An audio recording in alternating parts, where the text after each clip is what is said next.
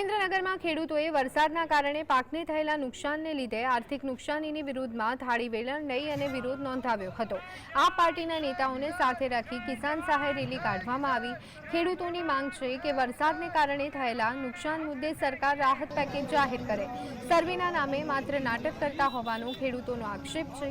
તંત્ર દ્વારા 1,21,000 હેક્ટર જમીનમાં સર્વે પૂરો કરાયાનો રિપોર્ટ અધિકારીઓએ સરકાર સમક્ષ રજૂ કર્યો હોવાનો ખેડૂતોનો આરોપ છે।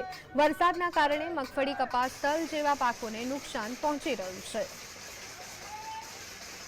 ખેડૂતોનો પાક સદંતર નિષ્ફળ ગયો છે, ત્યારે સર્વેના નામે જ્યાં સુધી ખેડૂતોને માહિતી મળી છે ત્યાં સુધી આ જિલ્લાને અને આ જિલ્લાના ખેડૂતોને સહાયથી વંચિત રાખવા માટેનું એક ષડયંત્ર થતું હોય આવી અમને શંકા છે કે આવનાર ટૂંક સમયમાં ખેડૂતોને તાત્કાલિક ધોરણે પ્રતિ હેક્ટર જે મુખ્યમંત્રી કિસાન સહાય યોજના આજથી 4 વર્ષ પહેલા જે પ્રતિ હેક્ટર 20,000 રૂપિયા રકમ નક્કી થઈ હતી, એમાં મોંઘવારી પ્રમાણે થોડો વધારો કરી અને 4 હેક્ટરની મર્યાદામાં ગામ એકમ ગણી તમામ ખેડૂતોને સહાય ચૂકવવામાં આવે।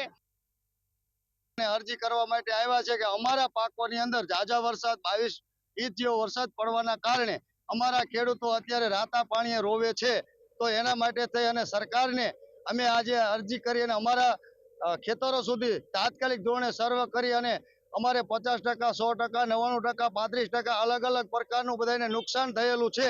તો આ સરકારે જે મુખ્યમંત્રી સહાય યોજનાની અંદરથી જે 2 હેક્ટરની મર્યાદાની અંદર 20,000 રૂપિયા સહાય ચૂકવવાની જે વાત કરેલી આજથી 3 વર્ષ 4 વર્ષ પહેલા, હવે એની અંદર આ વખતે અમારા ખેડૂતોની એવી માંગ છે કે આવનાર સમયની અંદર 4 હેક્ટરે અને 20,000 થી વધારે જે રૂપિયા રોકડ પોતપોતાના ખેડૂતોના ખાતાની અંદર ચૂકવે સરકાર,